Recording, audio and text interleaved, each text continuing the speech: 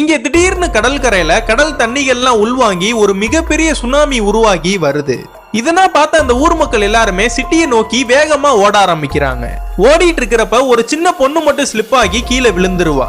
இதனா பார்த்த அவங்க அப்பா நம்ம பொண்ணை யாராச்சும் மிதிச்சிருவாங்களேன்னு அந்த பொண்ணு மேல படுத்துக்கிட்டு அந்த பொண்ணை பாதுகாப்பா பாத்துக்கிறாரு. ஓடிட்டு இருக்கிற எல்லாருமே அவரோட தலையிலனா காலை வச்சுட்டு ஓடுறானுங்க. அது கிட்டத்தட்ட பக்கத்துல வந்துருச்சு. அதுக்கப்புறம் தான் அந்த பொண்ணை தூக்கிட்டு ஓட ஆரம்பிக்கிறாரு. இன்னொரு பக்கம் பார்த்தா ஒரு மிகப்பெரிய பிரிட்ஜ் இருக்கு. அந்த பிரிட்ஜுக்கு மேல சுனாமி வரனால அந்த பிரிட்ஜ்லயே இருக்கிற எல்லா மக்களுமே அலறி அடிச்சுட்டு ஓட ஆரம்பிக்கிறாங்க.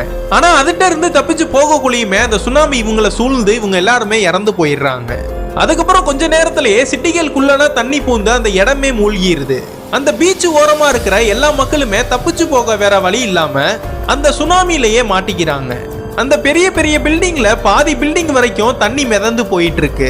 அதுல ஒரு சில மக்கள் இறந்து போயிட்டாங்க. அதுல ஒரு சிலர் கரண்ட் கம்பினா புடிச்சிட்டு தொங்கிட்டு இருக்காங்க. அந்த நேரம் பார்த்து அங்க ஒரு டிரான்ஸ்பார்மர் அருந்து அந்த தண்ணியில விழுந்து அந்த தண்ணியில மாட்டிட்டு இருந்த எல்லா மக்களுமே ஷாக் அடிச்சு இறந்து போயிடுறாங்க. அங்க உள்ள ஒரு பொண்ணும் ஒரு பையனும் மட்டும் ஒரு கம்பத்தை புடிச்சு ஏறி தப்பிச்சிடுறாங்க.